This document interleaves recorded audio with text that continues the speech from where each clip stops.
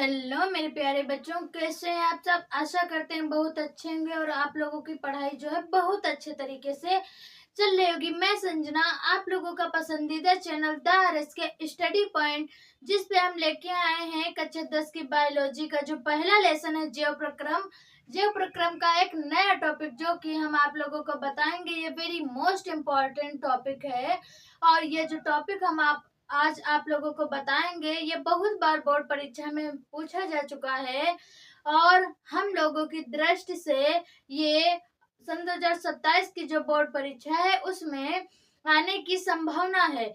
तो मेरे प्यारे बच्चों, बहुत ध्यान से समझना। व मेरे भाइयों एवं बहनों, आशा करते हैं आप लोगों को बहुत अच्छे तरीके से समझा पाएंगे। तो देरी ना करते हुए चलते हैं हम अपने टॉपिक की ओर। तो हमारा टॉपिक क्या है? रुधिर। आज हम रुधिर के बारे में पूरी जानकारी लेंगे। रुधिर क्या है, यह कितने प्रकार का होता है, वह इसके कार्य क्या क्या हैं, आज हम इन सभी के बारे में जानेंगे। मेरे प्यारे बच्चों, क्या लिखा है? रुधिर का संगठन। जो रुधिर है इसका संगठन और यह किस प्रकार है, आइए जानते हैं। क्या लिखा है? रुधिर का संगठन। रुधिर एक तरल संयोजी ऊतक है। जो रुधिर है यह कैसा है? तरल है। और संयोजी क्या है? ऊतक है। रुधिर एक तरल संयोजी ऊतक है। यह जल से थोड़ा गाढ़ा हल्का क्षारीय होता है। आप लोगों ने देखा होगा, रुधिर तो आम बात है, आप लोगों ने देखा ही होगा। यह जल से थोड़ा गाढ़ा, या जो पानी पीते हैं हम लोग, पानी होता है, इससे हल्का गाढ़ा होता है व हल्का क्षारीय भी होता है। गाढ़ा व हल्का क्षारीय भी होता है। रुधिर के मुख्य दो घटक होते हैं। जो रुधिर है इसके मुख्य दो घटक का मतलब क्या होता है? इसके मुख्य दो प्रकार है। रुधिर कितने प्रकार का दिया गया है? दो प्रकार का दिया गया है। पहला क्या दिया गया? प्लाज्मा, और दूसरा रुधिर कणिकाएं। क्या दिया गया है? प्लाज्मा और रुधिर कणिकाएं। आज हम प्लाज्मा व रुधिर कणिकाओं के बारे में जानेंगे। मेरे प्यारे बच्चों, बहुत ही मेहनत से आप लोग पढ़ते रहिए वो, और आशा करते हैं आप लोगों को बहुत अच्छे तरीके से समझ में आ रहा होगा। क्या लिखा है? प्लाज्मा। यह हल्का पीले रंग का हल्का क्षारीय एवं निर्जीव तरल है। जो प्लाज्मा है यह कैसा होता है? यह हल्के पीले रंग का होता है, वह निर्जीव एवं हल्का क्षारीय तरल है। प्लाज्मा जो है हमारा, ये कैसा है? ये निर्जीव है, वह क्षारीय है, वह हल्का क्या होता है? क्षारीय होता है और हल्का पीले रंग का होता है। यह रुधिर का लगभग 55% भाग, रुधिर का कितना? 55% भाग बनाता है। कितना बनाता है? 55% भाग बनाता है। प्लाज्मा में 92% जल व 8% घुलित पदार्थ पाए जाते हैं। जो प्लाज्मा है इसमें 92% जल होता है और 8% घुलित क्या होते हैं? पदार्थ पाए जाते हैं। इनमें कार्बनिक पदार्थ जैसे पाचन के उत्पाद, कार्बनिक जो इसमें पदार्थ होते हैं वो कौन कौन से हैं? उत्पाद, हार्मोन, कुछ एंजाइम। क्या है? हार्मोन व कुछ की जगह कुछ लिख गया था। कुछ एंजाइम्स, प्रोटीन्स, उत्सर्जी पदार्थ तथा अकार्बनिक पदार्थ जैसे कौन कौन से होते हैं? कुछ उत्सर्जी पदार्थ व प्रोटीन्स, एंजाइम पदार्थ जैसे घुलित गैसें, लवण, अकार्बनिक आयन सम्मिलित होते हैं।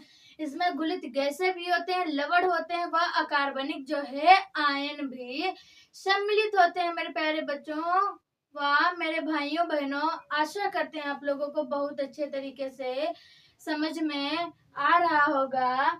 क्या लिखा है? सम्मिलित होते हैं। अब हम जानेंगे, ये था प्लाज्मा। अब हम जानेंगे रुधिर कणिकाएं।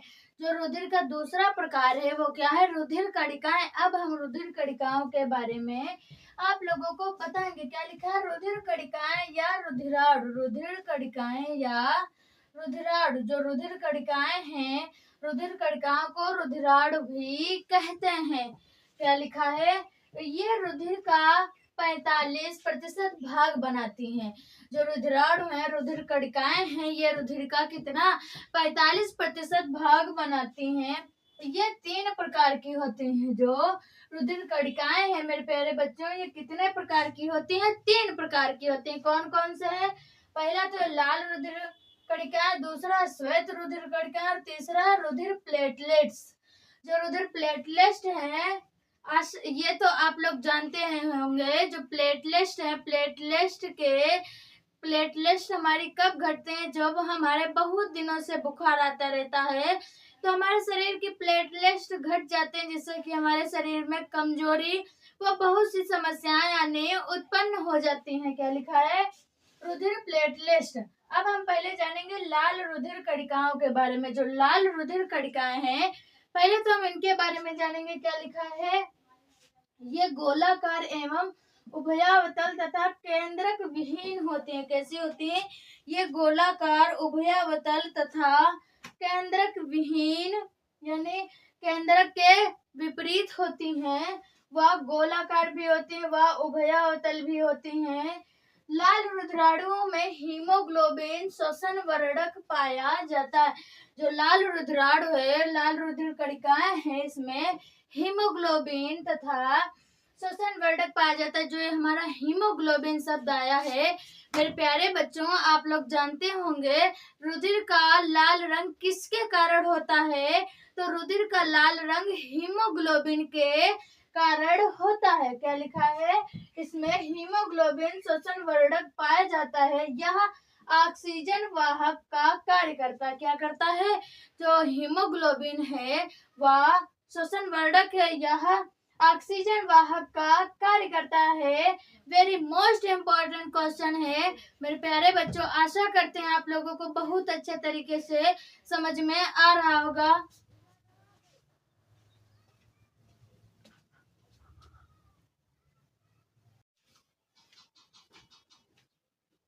मेरे प्यारे बच्चों, अगला टॉपिक है हमारा रुधिर, श्वेत रुधिर या ल्यूकोसाइट्स। अब हम बताएंगे आप लोगों को श्वेत रुधिर व ल्यूकोसाइट्स के बारे में। जो श्वेत रुधिर है, जो हमारी रुधिर कणिकाएं हैं, वह इनके बारे में हमने आप लोगों को बता दिया था। अब हम बताएंगे आप लोगों को श्वेत रुधिराणु या ल्यूकोसाइट्स ये क्या है हमारा?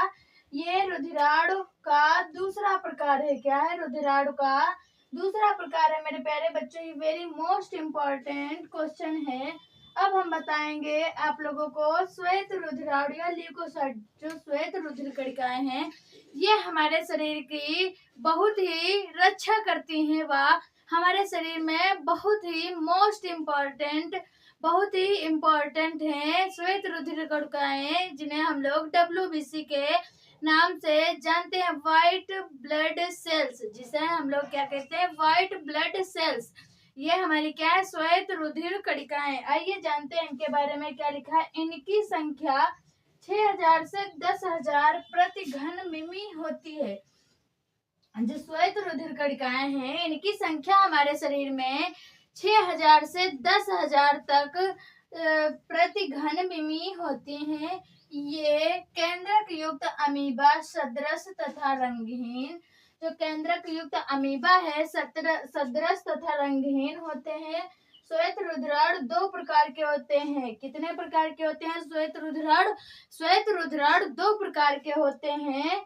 श्वेत रुधिराणु शरीर की सुरक्षा से संबंधित होते हैं। हमने बताया था आप लोगों को, जो WBC है, श्वेत रुधिर कणिका है, ये हमारे शरीर की सुरक्षा से संबंधित होते हैं। ये कितने प्रकार की होती हैं? 2 प्रकार की होती हैं। क्या लिखा है? कणिकामय तथा कणिका रहित। जो कणिकामय है वह कणिका रहित। अब हम इनके बारे में आप लोगों को बताएंगे। क्या लिखा है? कणिकामय। जो कणिकामय है, या क्या लिखा है इसके बारे में? इनका कोशाद्रव्य कणिकामय होता है। ये 3 प्रकार की होती हैं। कौन कौन सी होती हैं? कणिकामय क्या है? इनका कोशाद्रव्य जो होता है वो कणिकामय होता है। वह ये कणिकामय कितने प्रकार के होते हैं? 3 प्रकार की होती हैं। कौन कौन सी? Basophils, eosinophils, neutrophils. ये क्या है? हमारी कणिकामय के प्रकार हैं। और अब हम जानेंगे कणिका रहित के बारे में क्या लिखा है, इनका कोशाद्रव्य कणिका रहित होता है। ये दो प्रकार की होती है।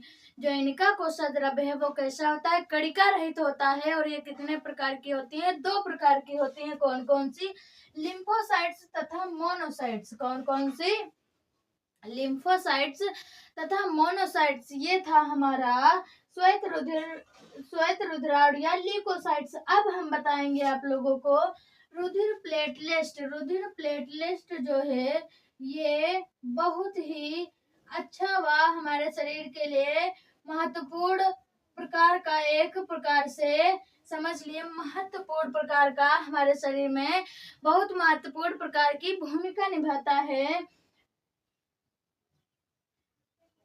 क्या लिखा है, इनकी संख्या 2 लाख से 5 लाख। जो श्वेत रुधिर प्लेटलेट है, प्लेटलेट की संख्या हमारे शरीर में कितनी, 2 लाख से 5 लाख प्रति घन मिमी होती है। कितनी, प्रति घन मिमी होती है। जो रुधिर प्लेटलेट है मेरे प्यारे बच्चों, इनकी हमारे शरीर में संख्या 2 लाख से 5 लाख प्रति घन मिमी होती है। ये रुधिर स्कंदन में सहायता करते हैं। क्या करते हैं, जो प्लेटलेट हैं मेरे प्यारे बच्चों, ये रुधिर स्कंदन में सहायता करती हैं।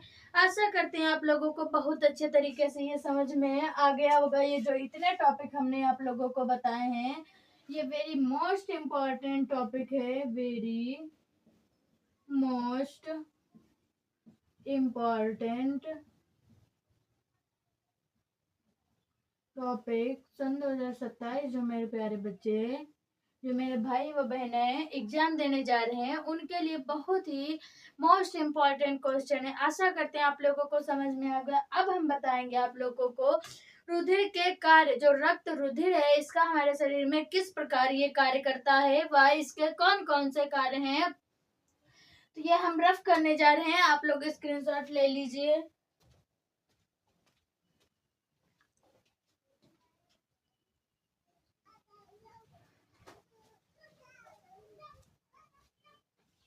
मेरे प्यारे बच्चों, अगला टॉपिक क्या था हमारा, रुधिर के कार्य। जो हमारा रुधिर है, रक्त है, उसके कार्य कौन कौन से हैं, तो क्या लिखा है, रुधिर के प्रमुख कार्य निम्नलिखित है। जो हमारा रुधिर है, उसके जो प्रमुख कार्य हैं वो कैसे निम्नलिखित, यानी बहुत से प्रकार के हैं। तो हम बताएंगे आप लोगों को रुधिर के कार्यों के बारे में। क्या लिखा है, नंबर 1, गैसों का परिवहन। जो रुधिर है, इसमें गैसों का परिवहन, आदान प्रदान किस प्रकार होता है, तो क्या लिखा है, लाल रुधिर कणिकाओं में हीमोग्लोबिन गैसों, प्रमुखता ऑक्सीजन का परिवहन होता है।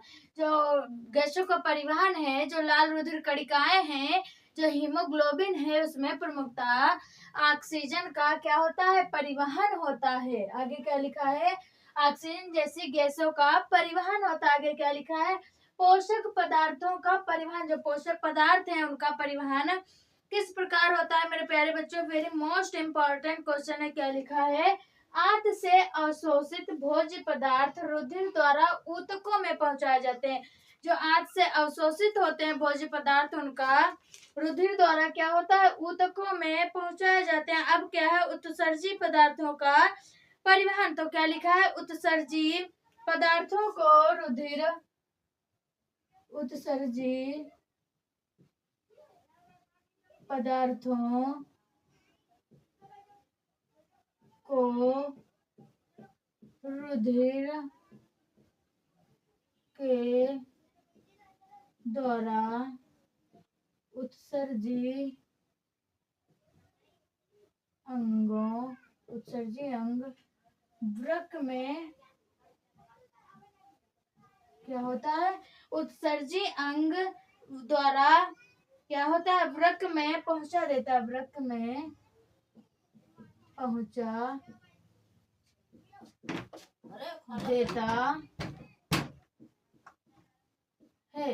क्या होता है, जो उत्सर्जी अंग होते हैं, उनके द्वारा क्या होता है, वृक्क में पहुंचा देता है।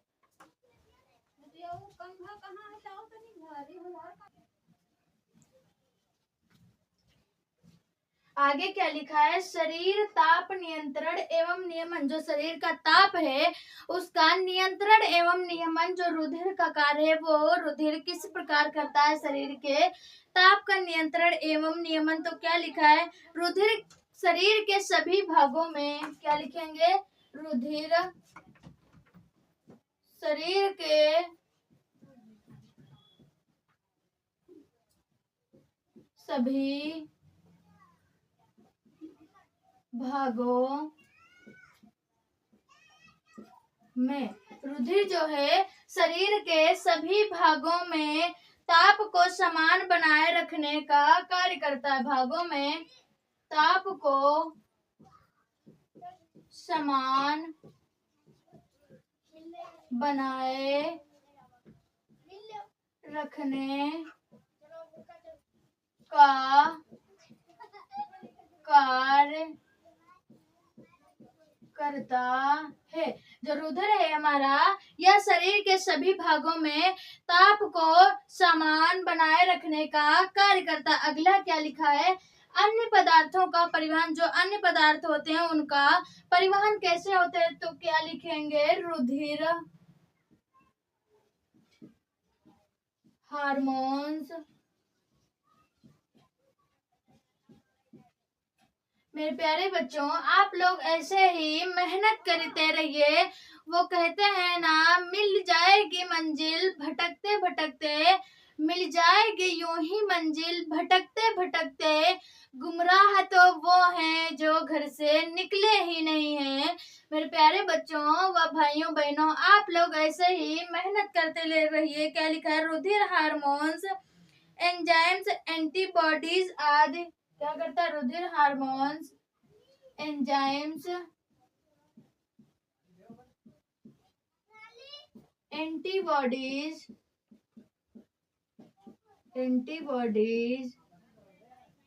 क्या करता है, रुधिर हार्मोन्स, एंजाइम्स, एंटीबॉडीज आदि का क्या करता है, परिवहन करता है। बॉडीज आदि का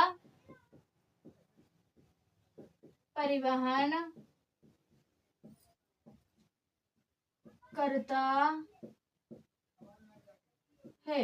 इन सभी चीजों को क्या करता है। अब है 6 नंबर, जो हमारा कार्य बहुत ही क्या वेरी मोस्ट कार्य है हमारे शरीर में, जो रुधिर का कार्य है वह बहुत ही अच्छा कार्य है। क्या लिखा है, रोगों से बचाव व घाव का भरना। रुधिर जो हमें रोगों से किस प्रकार बचाता है, वह हमारे शरीर के घाव को किस प्रकार भरता है। तो क्या लिखा है, श्वेत रुधिर कणिकाएं रोगाणुओं को, श्वेत रुधिर कणिकाएं रोगाणुओं, श्वेत रुधिर कणिकाएं रोगाणुओं को क्या करती हैं। जो श्वेत रुधिर कणिकाएं होती हैं वो रोगाणुओं को नष्ट करती हैं एवं नष्ट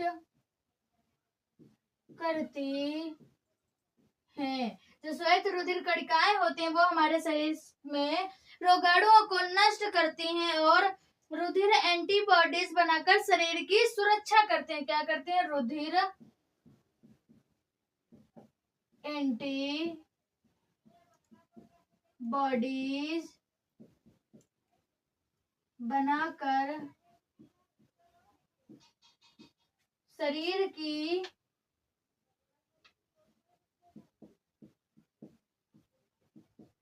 रक्षा करता है। जो हमारी श्वेत रुधिर कणिकाएं हैं ये हमारे शरीर से रोगाणुओं को मुक्त करती हैं व एंटीबॉडीज बनाकर शरीर को क्या करती हैं, शरीर की सुरक्षा करती हैं। अगला कार्य क्या है, थक्का बनाना। जो रुधिर है अगर हम कट जाते हैं और ब्लड नहीं रुकता है, जब तक कि उसका थक्का नहीं बनता है तब तक कि ब्लड नहीं रुकता है। वही लिखा है, रुधिर जो है थक्का किस प्रकार बनाता है। तो क्या लिखा है, चोट लगने पर रुधिर में स्वमेव थक्का बनने की, चोट लगने पर रुधिर में स्वमेव या स्वतः थक्का स्वमेव या स्वतः थक्का बनाने की विलक्षण क्षमता है। बनाने की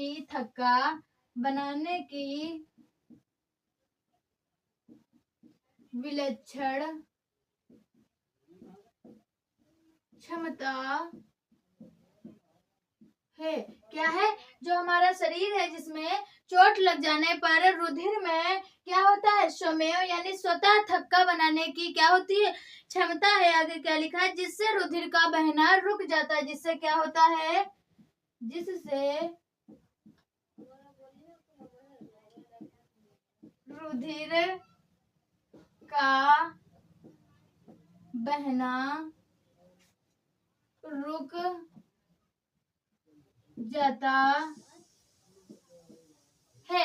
जैसा कि अगर हम कट जाते हैं बाय द वे किसी कारणवश से, और जब तक कि रुधिर का थक्का नहीं बनता तब तक कि हमारे शरीर से लगातार रक्त का बहाव चलता रहता है, और जब हमारे शरीर में उस कटे वाली चोट वाले स्थान पर रुधिर का थक्का बन जाता है तो रुधिर का बहाव अपने आप रुक जाता है। मेरे प्यारे बच्चों, ये थे हमारे रुधिर के कार्य।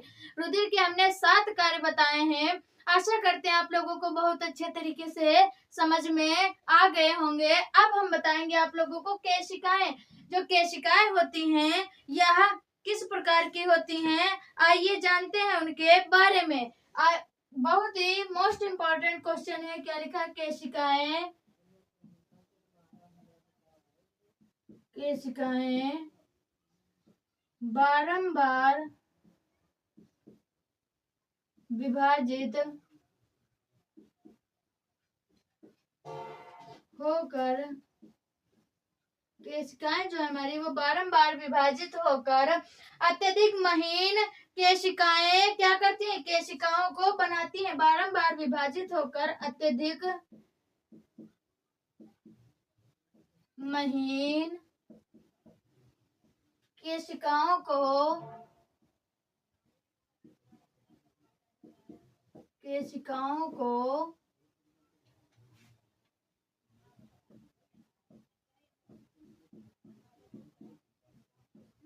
अत्यधिक महीन क्या होती है? केशिकाओं को बनाती हैं जो एक दूसरे से गुथ कर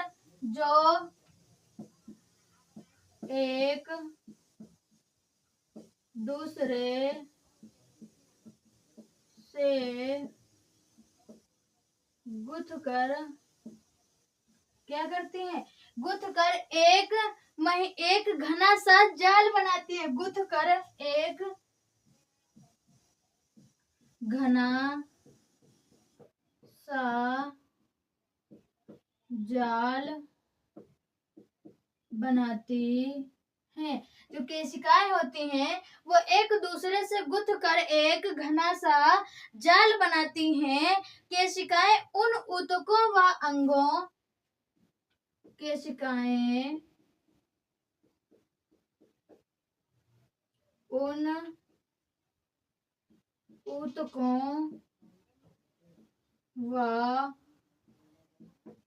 जो केशिकाएं होती हैं वो उन ऊतकों व अंगों में प्रचुरता से पाई जाती हैं। अंगों में प्रचुरता से पाई जाती हैं, जिनमें उपापचय क्रियाएं अधिक होती हैं। जिनमें कौन सी क्रियाएं अधिक होती हैं? जिनमें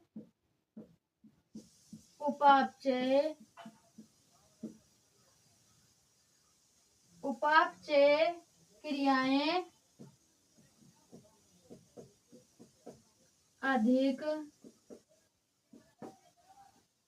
होती हैं। वे क्या कहलाती हैं? वे केशिकाएं कहलाती हैं। क्या होती हैं? जो केशिकाएं उन ऊतकों व अंगों में प्रचुरता से पाई जाती हैं जिनमें उपापचय की क्रियाएं क्या होती हैं? अधिक होती हैं। वे सभी क्रियाएं जो कोशिकाएं होती हैं, केशिकाएं, वे सभी केशिकाएं कहलाती हैं। ये वेरी मोस्ट इंपॉर्टेंट क्वेश्चन है मेरे प्यारे बच्चों। अब हम आप लोगों को बताएंगे धमनी व शिरा में अंतर। जो धमनी है वो किस प्रकार की होती हैं और शिरा किस प्रकार की होती हैं, तो हम ये रफ करेंगे। तो आप लोग स्क्रीनशॉट ले लीजिए। देरी न करते हुए चलते हम अपने टॉपिक की और अब हम बताएंगे आप लोगों को धमनी व शिरा में अंतर।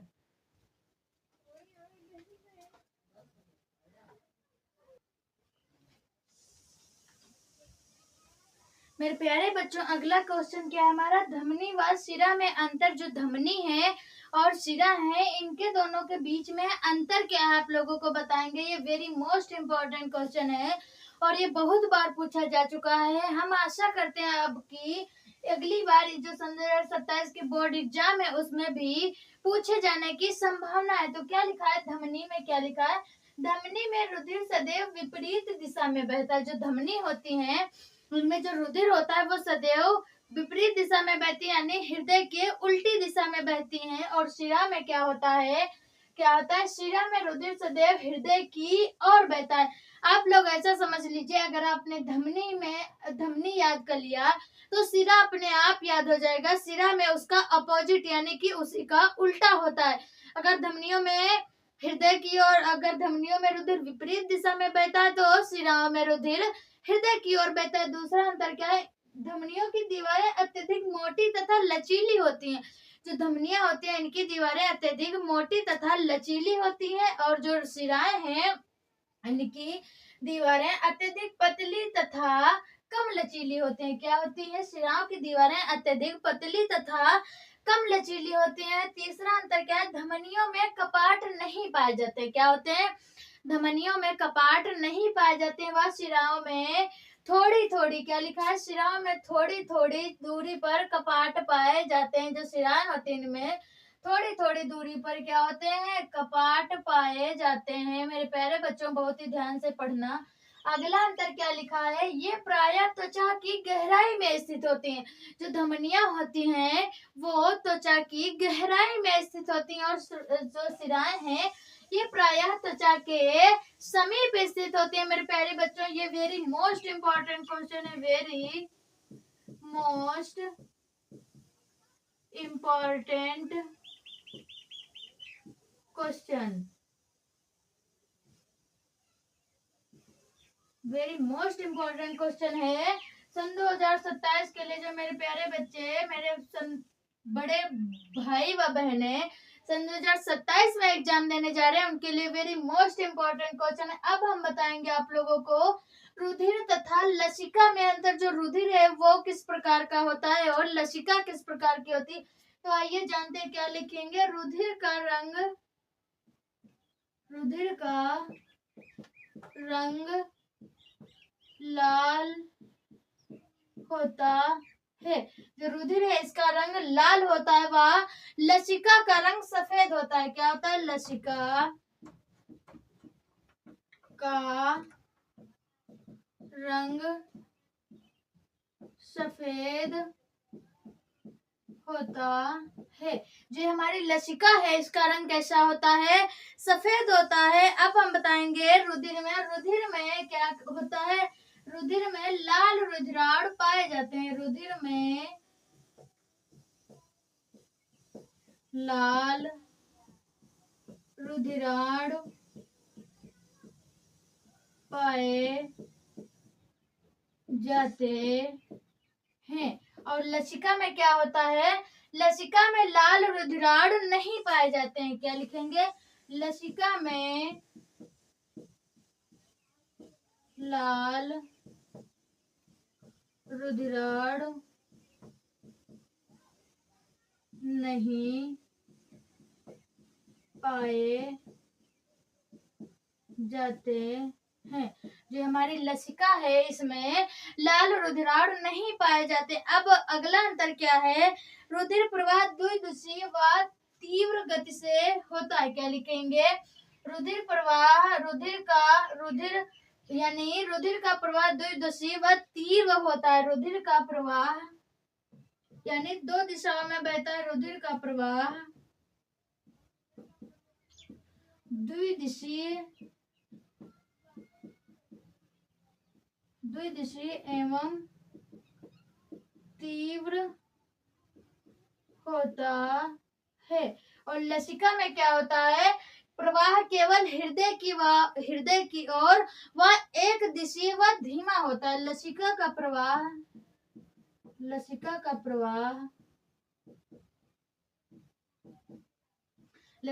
प्रवाह हृदय की ओर यानी एक दिशीय, हृदय की और लिख देंगे एक दिशीय व धीमा होता है,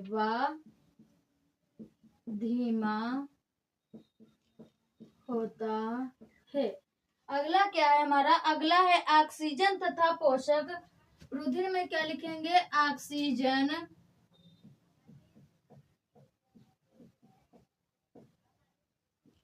तथा पोषक। जो हमारा रुधिर है इसमें ऑक्सीजन तथा पोषक पदार्थ अत्यधिक मात्रा में पाए जाते हैं। पोषक पदार्थ अत्यधिक मात्रा में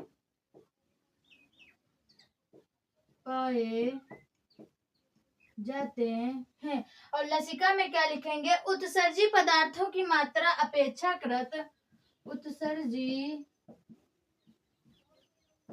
पदार्थों की मात्रा अपेक्षाकृत, जो हमारे उत्सर्जी पदार्थ होते हैं उनकी मात्रा अपेक्षाकृत क्या होती है, अधिक होती है। अपेक्षाकृत अधिक